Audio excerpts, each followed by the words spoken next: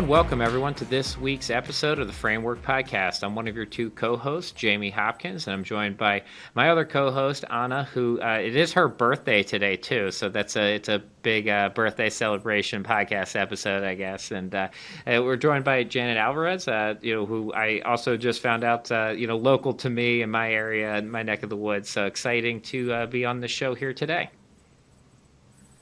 I'm happy to be here, and happy birthday, Anna. Thanks, Janet. This is the best birthday present. I get to interview a Latina doing big things, so this is a real treat for me. Oh, well, this is a treat for me, so thank you so much for spending your birthday here with us. Did you have any other good birthday plans today, Anna? No. I might box tonight. We will see. It's a toss-up between should I go to my nephew's orchestra concert or should I go boxing? So, I don't know. I think I'm leaning towards going to the orchestra concert, even though he's going to be the only good one. It's torture to go to those things. I get to see my family, so. That sounds good. So for Janet, for people who don't know you, could you give us like the 20, 30 seconds of who you are, what you do, and we'll dive into your story a little bit more, but at least kind of level set at the front end. Absolutely. So as we know, my name is Janet Alvarez. I'm a personal finance and money expert. I've done many things over the course of my career. Most recently, I've been a contributor to CNBC and Telemundo on TV and in print.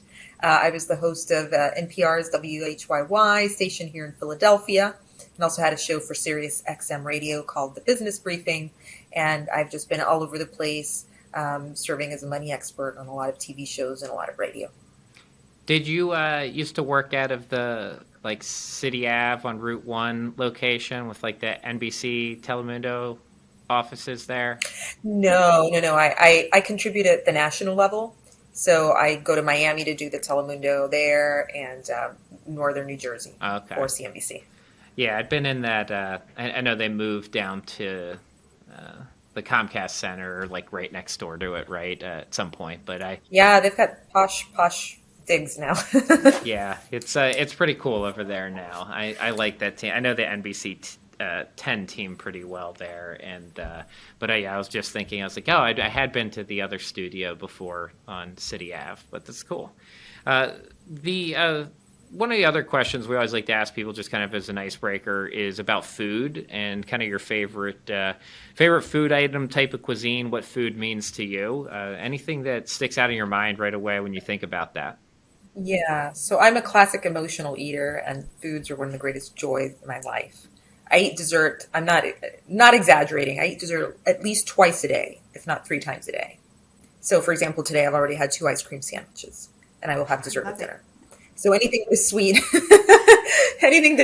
is like an imperative and necessity in my life. And in terms of cuisines, Italian. So I'm just a glutton. Just stuff me full of sugar and carbs.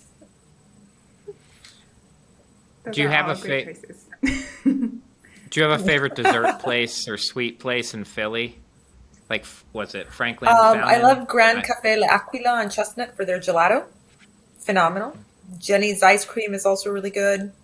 Van Leeuwen ice cream is delicious. And of course, don't forget Franklin Fountain down in Old City, which I think is probably the best ice cream in the country. Just a secret that hasn't been made public yet. Franklin Fountain's my favorite. I love it there. It used to be cash only for a long time. I don't know if it still is, but it's not, thank God. But I mean, that just makes the lines even longer. And I mean, there are even lines in the winter. People outside in 20-degree weather waiting for ice cream. Do you have a favorite flavor? Salted caramel or anything with peanut butter in it. Anything with chunks or swirls of peanut butter. And I'm sorry, I sound like I'm 8 years old, but I can't help myself. No, I'll tell you, it sounds like 8 years old. Is my favorite ice cream flavor is still bubble gum, like the classic pink bubble gum at Baskin Robbins. So, yeah, I'm never gonna grow. You win on it. You got me. I shouldn't have admitted that. I shouldn't. Whatever. So, Janet, tell us about your first money memory. My first money memory, and you're gonna laugh at this, really laugh. So, when I was growing up, my mother was a single mother. She was an immigrant. We didn't have a lot of money. A typical story that a lot of people are familiar with. And so I was always very conscious of the fact that we didn't have a lot of money and we needed to earn more money. I had a little stuffed animal collection, like many kids do. And when I was 5 years old, I took it upon myself to pack up my stuffed animal collection and go door to door trying to sell it. By the time my mom finally found me, one of the neighbors went to them and said, "Miss Gloria, your daughter Janet just came to our house trying to sell a teddy bear for $1." I had amassed like $4.50 in sales, and I handed it all to my mother, and I said, "Now we're not poor anymore." So that was my first money memory, and I think it's very sweet and very touching. But I think it's also just part of that American ethos, right? That we're going to work hard and we're going to overcome our limitations. And if it means a little girl selling her teddy bears, I think we all have that spirit of ingenuity. For some, it's entrepreneurship. For others, it's new and innovative ways of making money or managing their finances. But mine, I think, told an early story of where I would be headed in the future. Did you also have an experience, I guess, we ask a lot about, like, do you have a first kind of visual buying experience, right? Like the first time you bought something that you were really proud of, kind of on the spending side, right? Whether it's a car or pair of jeans or whatever it was that kind of comes up in your mind that you were like, oh, I bought that with my money.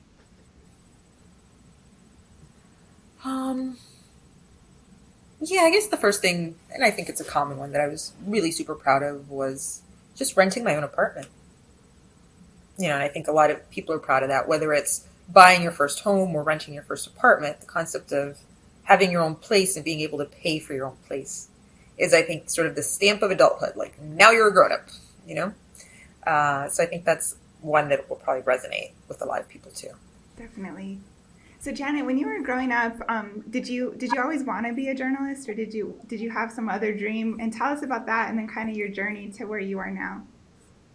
Sure. So when I was a little girl, for whatever reason, I must have been in first grade, and I didn't speak even great English then because I was born in Texas, but my mom is from Colombia. We only spoke Spanish at home. She just did not speak English because she thought it was important for me to learn Spanish really well. So I didn't speak great English. But I was selected to be the narrator of the school play, and they thought I did a great job. And every year they would just keep selecting me to be like the narrator of plays, or the presenter, or the lead in the school play. And so I very much wanted to be an actress. When I was younger, I briefly did some acting work. But journalism was something that was always an interest of mine too. So in middle school and in high school, I was editor of the school yearbook and editor of the school newspaper. And I was always a go-getter in that way. So I think from early on, I knew that words, communication, performance was a life path for me. I briefly considered being a doctor or a lawyer. But that is much less flexible. And I think for my type of mind, much less interesting too, because I like new information. I like to be learning new things constantly, and I like to be communicating and sharing that information. I like to share what I learn with others. So this is, journalism ultimately was a really good choice for me. I always appreciate hearing other journalists, like how they got into the field. And it's always such interesting stories, right? Like when I was little, I always kind of would write, and in high school, we didn't have a newspaper. So my friends and I, we made this like super secret newspaper where we'd lay it out and we'd print it up, and we called it La Lengua, and we would like paste it up all over the walls at school, and we got in trouble. They stopped our little newspaper, but yeah, we were little rebel journalists. So I love that story, how you got into it. I was kind of the... Thank you. Yeah, I think our paths in some way just kind of find us too. When you're young, you worry a lot about like, oh, what am I going to be? What am I going to do? What's going to happen when I grow up? What am I going to major in? And these, the advice I give younger people is that oftentimes your path finds you, whether it's because it's something you love or whether it's because it's something that fits well with your current circumstances, and so you end up doing it. I wouldn't stress too much about it, because in 95% of the cases, your path finds you one way or another. And most of the time, it's a pretty good fit for where you are or where you need to be. I like that. And it's funny, like I've ended up doing a lot more writing and kind of work on that side over time. but I wasn't a good writer growing up. I was a terrible writer. I couldn't write anything. And I was very good at math. I mean, I've always kind of naturally been good at math. It just clicked with me. And for some people, it doesn't, right? Like, it doesn't make sense, and numbers just seem to make sense in my head. And I got to college, and I was thinking when I got to college, like, oh, I'm probably going to end up in some math type field. And I remember I walked into my first like math class, which was like Algebra 2, first day, and the professor wrote the textbook. And I just remember being like, wow, this really doesn't appeal to me. And I dropped the class. And I actually, like, that was really the last like true math class I took, like, was in. I took like applied math, which was really fun because it's more of like how does stuff get created in the world and like time travel. And I was like, that was appealing, but it was just, I ended up in the finance world, but not via way of math. So when you think about like your path kind of finds you, I ended up back in financial service world, but totally through a different avenue than probably what I thought I would have ended up here with. Yeah, I mean, I really didn't foresee becoming a financial journalist per se. So I was an econ major, and I thought I was going to like go into investment banking or something. And then I went through the investment banking interview process when I was graduating, and they were like, "Oh yeah, and you're going to work 80 hours a week, and you're going to be doing financial models all day." And at the same time, I had been hosting a little AM radio show in Chicago. I went to undergrad in Chicago, and I just remember thinking to myself, like, I would rather starve to death hosting my little radio show than work 80, 90 hours a week making financial models and making a huge salary. And that told me something. That told me something about my priorities, and that told me something about where my path in life would ultimately be. And I guess that's what I mean is, like, really your path finds you. Even if you think you're heading in one direction, it may not be the right, and you kind of are where you need to be at the moment. That's not to say that if you're currently in a job that you hate, don't like, or that doesn't pay enough, that you have to be stuck there. What I mean to say, though, is that the circumstances that are right for you will ultimately kind of find you, whether it's because you decide to strike out on your own and do something differently, or because you start sending out resumes, or you decide to go back to school, or your best friend tells you, hey, there's a job at my company. The path that you need to be on will eventually emerge, and you will eventually, in most cases, end up where you need to be. So how did the path to financial journalism find you? So there was that illuminating moment. And I moved to Manhattan, and I had graduated school and I didn't have a job. And a friend of mine said, there's an internship at this little startup publication that I work for. Would you like to come do it? And I was like, yeah, sure. I'll do it for a little while I apply to law school. Because I thought, okay, maybe I'll go to law school. I went and did the internship, and I did super well. And they promoted me to reporter and then rapidly to editor. And that little startup ended up succeeding really well. And the stuff we were writing started to get published, picked up by the New York Times and the London Telegraph and all over the place.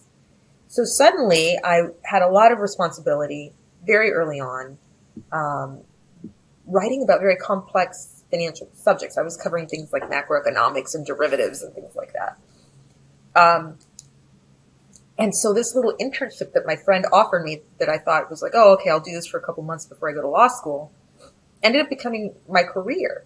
From there, I started getting offers to do financial TV and financial radio, and it just went off from there. But if it hadn't been for the fact that I was confused, I didn't know what I wanted to do. I thought maybe I'll go to law school. I don't have a job. Okay, maybe I'll take this internship.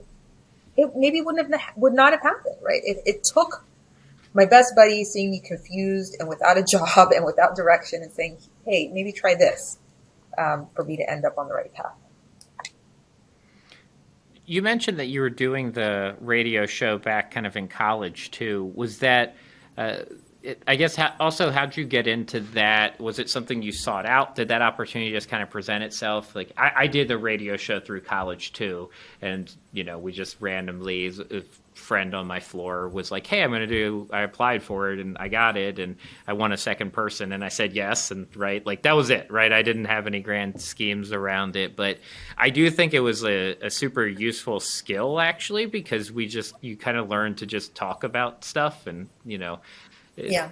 yeah, I found it Yeah, interesting. something similar happened to me. I answered a Craigslist ad. A guy had a local AM talk radio show, and he's like, I'm a conservative. I need a liberal co host. And I was like, okay, well, I'll go apply. And there were 100 people applying and trying out. And I tried out, and they called me back. And I was, 22 years old at the time in Chicago. And you won't believe this, but one of our first guests was a young local politician who was running for U.S. Senate from the state of Illinois. It was Barack Obama.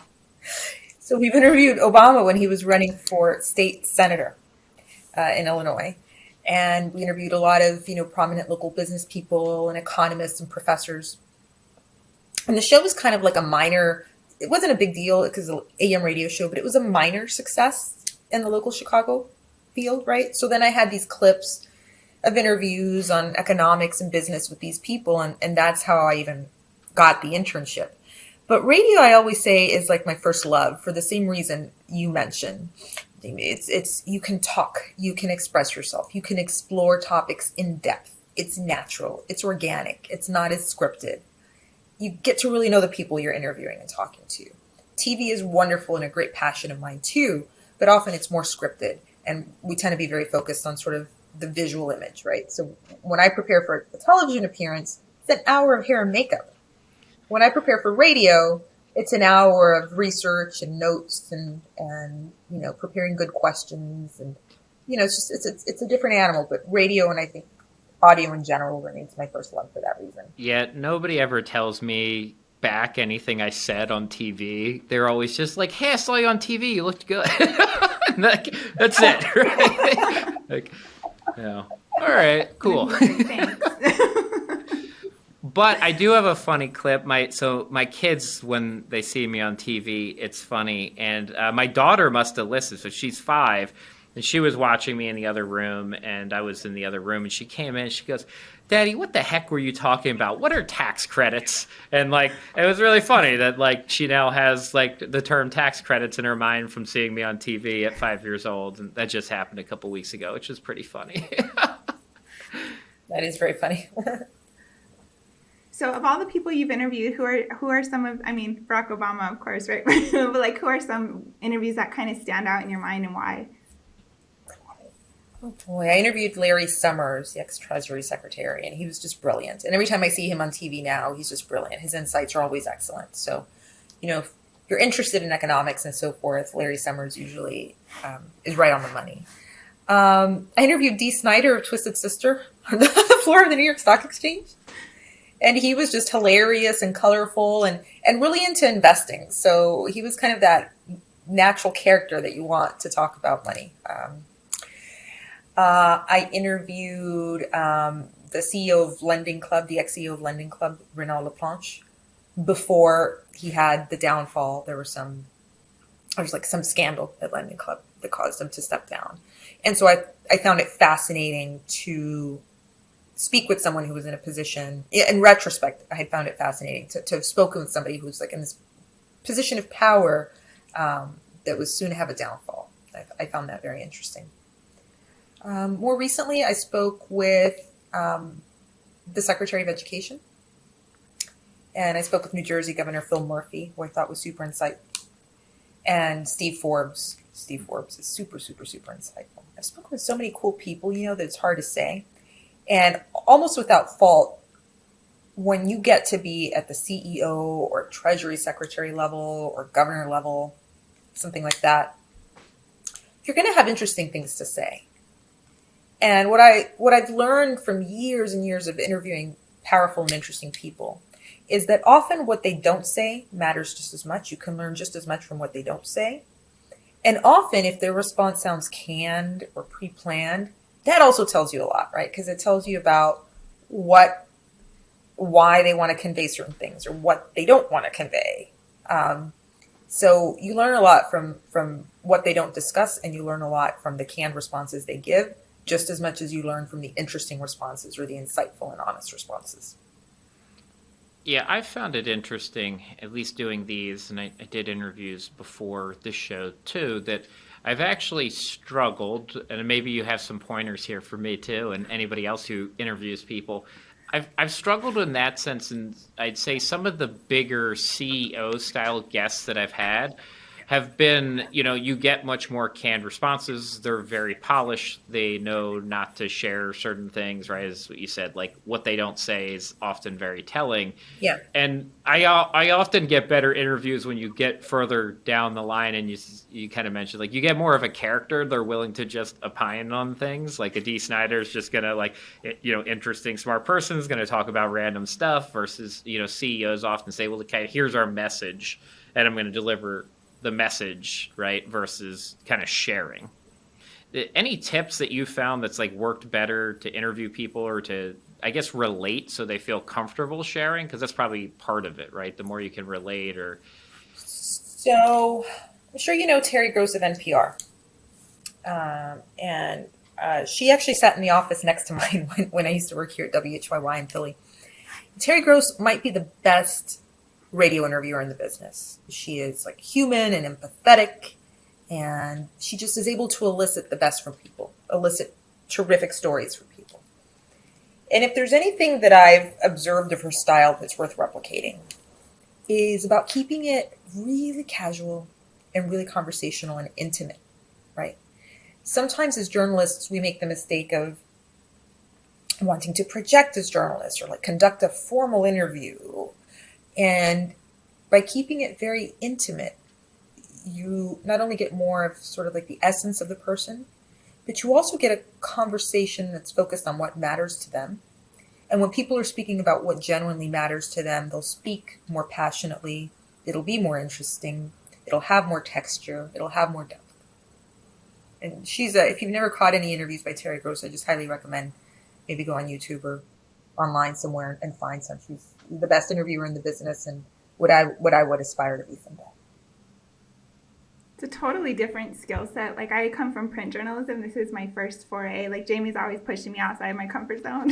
It's right. It's like, be my podcast co-host. I'm like, this was all for print. I don't know. So like, it's so interesting to me, like the difference between people who are natural and conversational and people like me who are more scripted. And I just I want to stick to my questions. And like, that's how do you kind of advise to make that transition from that scripted place to that authentic, like you were just saying?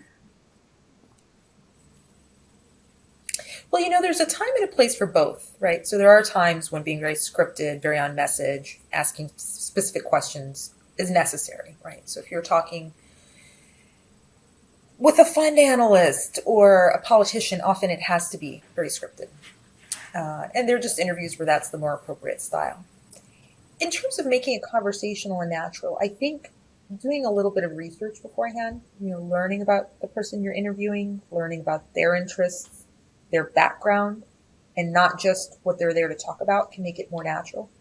Because then you have a basis to relate to them as a human being. So you can say, Joe Schmo, governor of Massachusetts, making up names here. I see you grew up in New York. Oh, yeah, I'm from New York too. And, when you relate to them as a human being, you relate to their personhood and not just their title or not just what they're there to talk about, it'll elicit a more natural response. It'll elicit a more natural conversation. So my piece of advice is just to take a moment to learn a little bit about the background of the person you're interviewing. And if you don't have the time to research them beforehand, maybe that's the place to start the conversation during the interview is, Mr. CEO, tell us a bit about yourself. Where'd you grow up? And take it from there. Take it from a personal place where you can start having a more intimate conversation. It does make me wonder too if there's a person that's actually named Joe Schmo. It would be interesting to find out. So. If that was his name at birth, I bet you he changed it at some point. Like, I'm not going through life like this anymore. Yeah. Or Jane Doe. Could you imagine being Jane Doe? Mm-hmm. Yeah, I just always my dad's name was John Hopkins, and I did. He actually didn't like it because of that, like because it was used so frequently, right? They just go around like, "Oh, Johns Hopkins." You're like, "Yeah," and so when I would tell people that, they would be like, "Are you related to the university and the hospital?" I grew up in Baltimore, and I don't know that I necessarily lied, but I probably led a lot of people believe that it was some family relation to the hospital, but we were not. Yeah, you probably should have. It's a positive, like people look at it positively, right? It's like a brand in the area that has an incredibly like good reputation, from the hospital standpoint. I mean, even the university, but especially just Johns Hopkins Hospital is very well known. Did you grow up near Philadelphia, or where did you grow up? No, I grew up everywhere. I was born in Houston, Texas. My mother's from Colombia and my father's from Jordan. So I spent many years growing up not only in Houston, but also in Medellin, Colombia, a little bit in Amman, Jordan.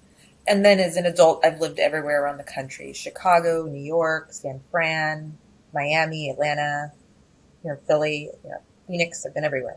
But really, my childhood homes are Houston and Medellin, Colombia. And of all those See, places, very good. My was advice. that You asked me about.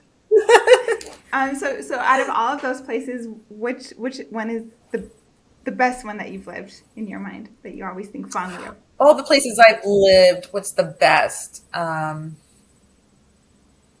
love Miami. I love I have a soft Miami. spot for Medellin. Yeah, and who doesn't like New York? Well, okay, I'll take that back. A lot of people don't like New York. I like Miami. I'm ashamed to admit it. I like the sunshine and the Don't be beach. ashamed of that. I went to school at I like this. UM and I love Miami. Did you? I went back for the first time this last summer, and it was like it's changed so much. It's there's like the skyline doesn't even look the same. It's like so many high rises like dwarfing all the, but it's still like still Miami. I still had a blast, right? Oh yeah, it's still like Calle Ocho with salsa music blaring and the beach and the palm trees and uh, it's like this wonderful. You know what it is? I think for Hispanic Americans, it's the ideal place because it's a combination of the United States and Latin America, and on top of that, it's beautiful. So I think that's why a lot of Hispanics in the United States really love Miami in particular. Totally. Yeah. I love that it's like the one city you could kind of make a whole life out of. You don't ever have to speak English. Like you just, like people could just have a Yeah. whole successful business and I love that. Yeah.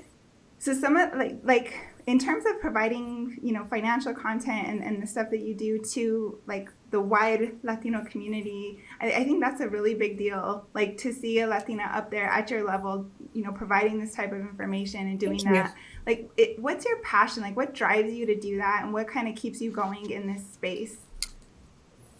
So I'm very naturally curious intellectually, right? So I'm one of these people who gets bored easily and likes to learn a lot and is always surfing the internet, reading 30 different publications. So I've always been kind of a naturally intellectually curious and voracious person. So that for me is motivating because the work I do touches on a lot of subject matter that's very interesting.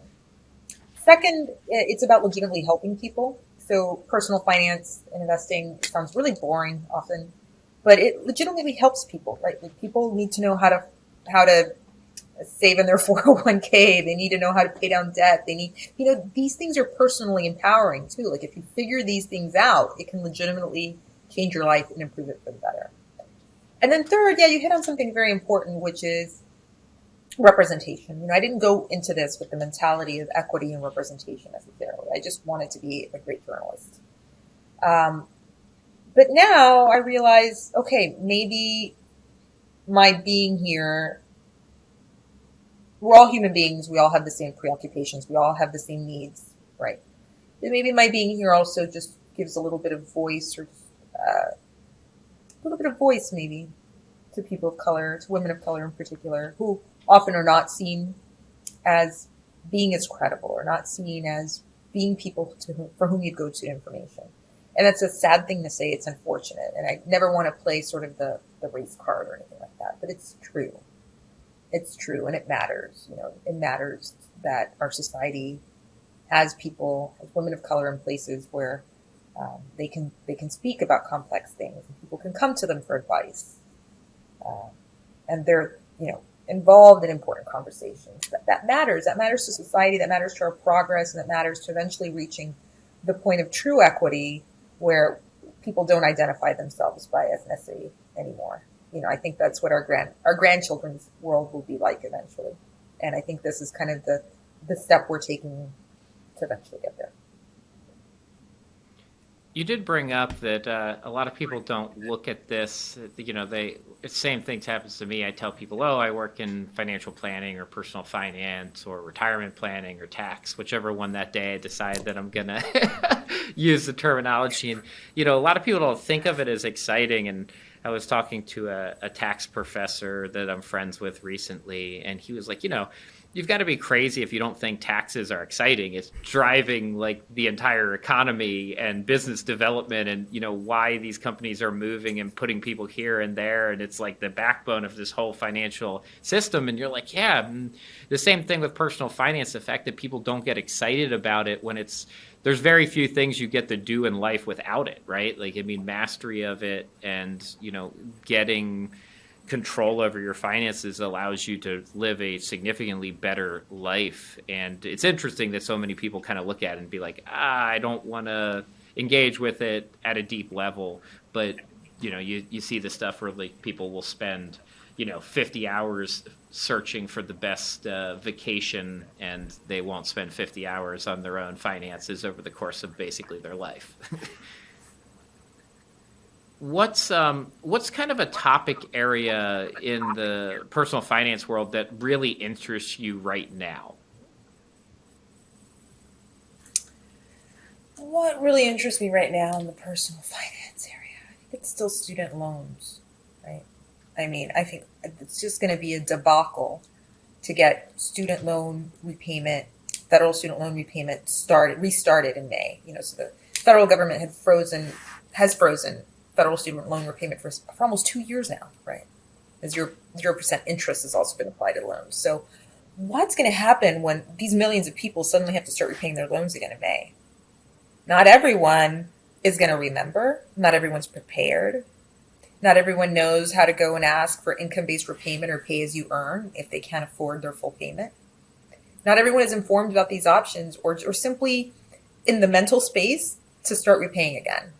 So I think in general, there's going to be a lot of public backlash.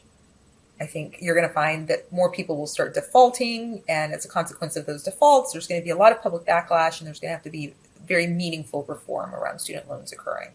I don't think the government is prepared for what's about to happen. And I hope I'm wrong.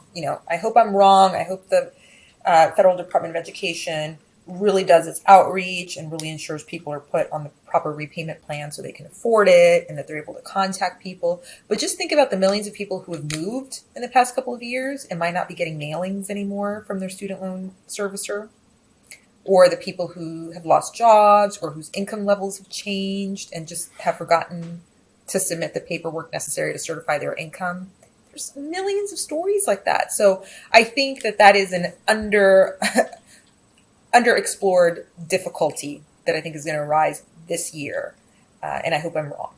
It's interesting too, because I know like a lot of people I know that I went to undergrad with went back to school during the pandemic and took out loans and graduated in that time. And so like that, adding that factor in, like all of these people who didn't even have student loan debt before this and then took out a bunch of student loans, and then now they have to start paying them back.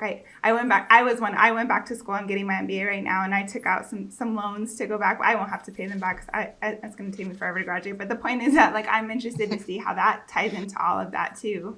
Like these people who didn't have that debt before, but accrued it over the pandemic. Yeah. I did the same thing, but 10 or 11 years ago during the Great Recession. I had gotten laid off during the Great Recession because I worked in finance at the time. So I was like, okay, I'm going to go get my MBA now. I'm going to ride out this recession by getting an MBA. And I took out a bunch of loans. And when I graduated, unfortunately, it was still the Great Recession. Because I don't know if you remember, that went on for a long time, right? So I finished my MBA and it was still the Great Recession. I wasn't able to get a job for a while.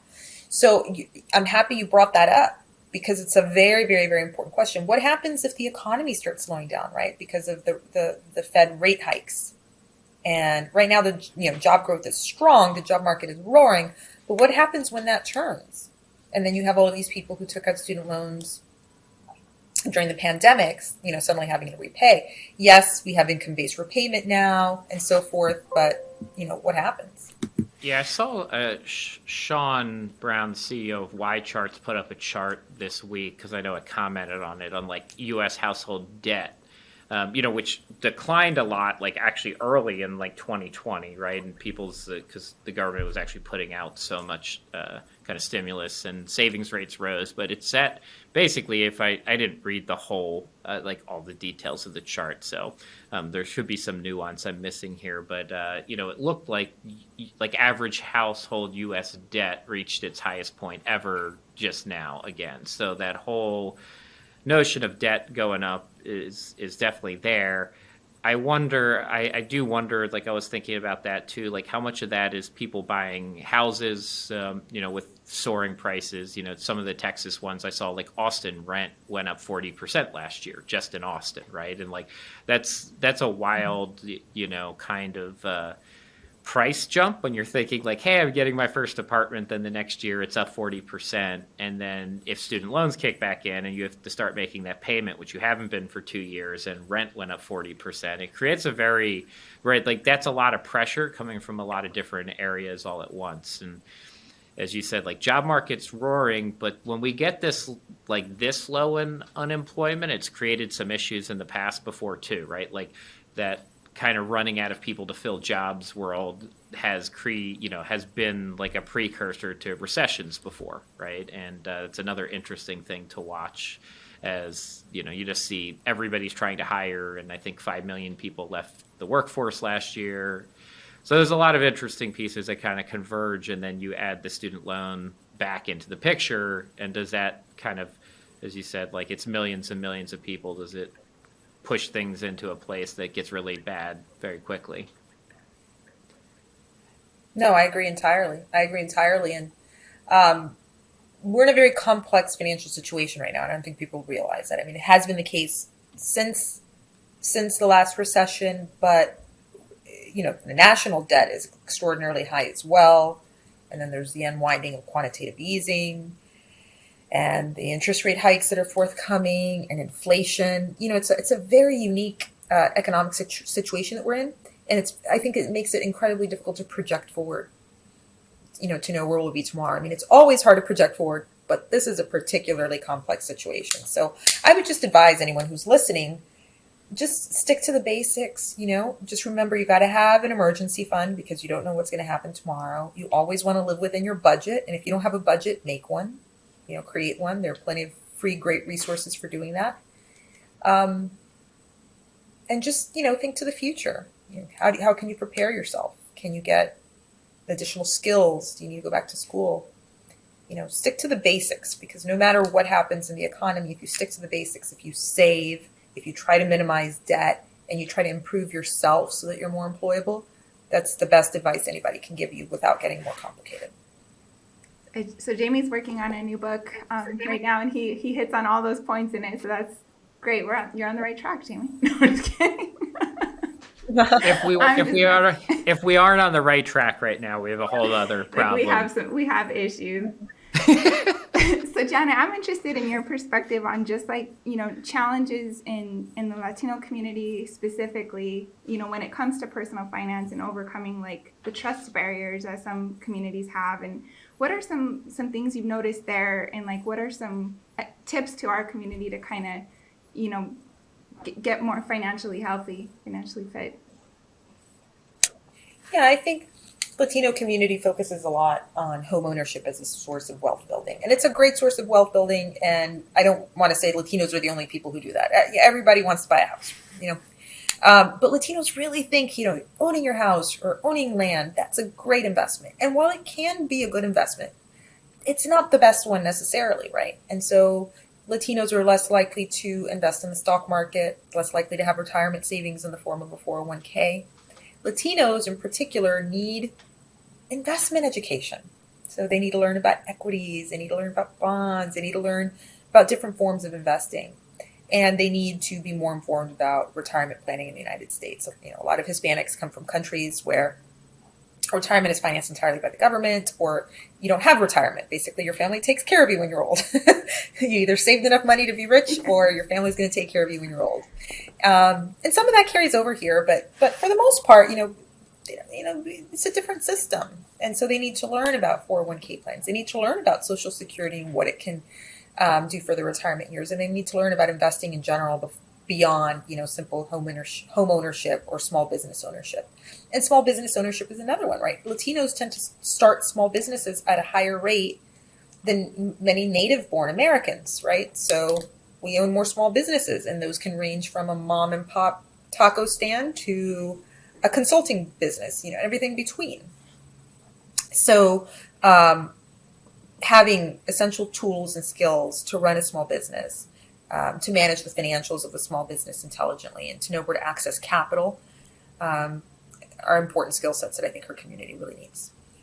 Yeah, I agree with that. And it's so interesting to see more programs popping up to help with that. I am a big proponent of an organization called the Latino Leadership Institute. And I love all the work that they do. And they started out doing kind of DEI training for corporations, and then also leadership training for mid-level Latino leaders.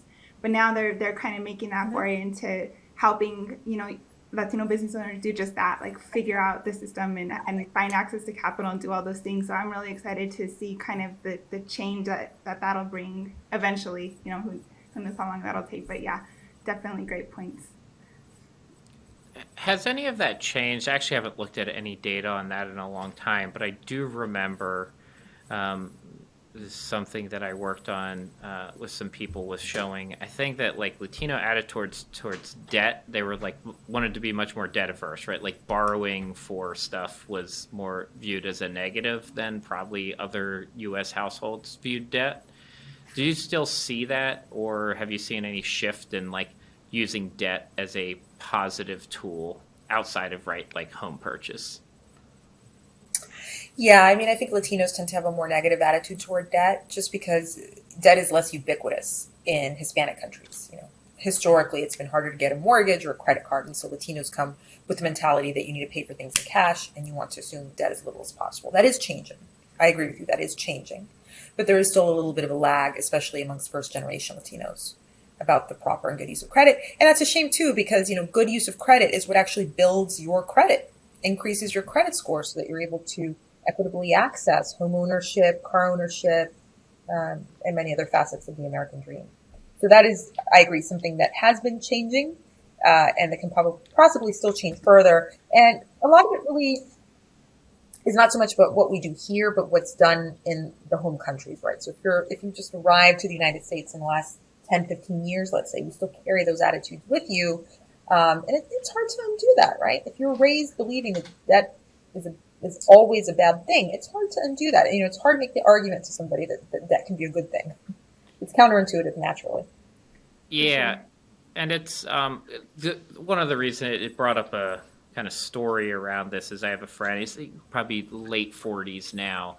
And it was 4 or 5 years ago. He's been working. He moved here from Mexico maybe 25 years ago, and never had credit cards, didn't have any debt, and then basically went to buy his son a new car, and they wanted to finance part of it, and couldn't basically get financed, even though the person's income is good, right? Because they literally had zero credit history, zero. And it was kind of one of those moments where he was like, but I've got money in the bank, I've got a good job, I've been employed forever, and I can't borrow to buy this car right now. And eventually it did kind of get worked out, but it was kind of one of those things, right, where had the notion, I don't want credit card debt, don't want debt. But then our system, right, as you brought up, we actually want to see people use debt positively for a number of years. It allows you to borrow more in the future if you want to finance something.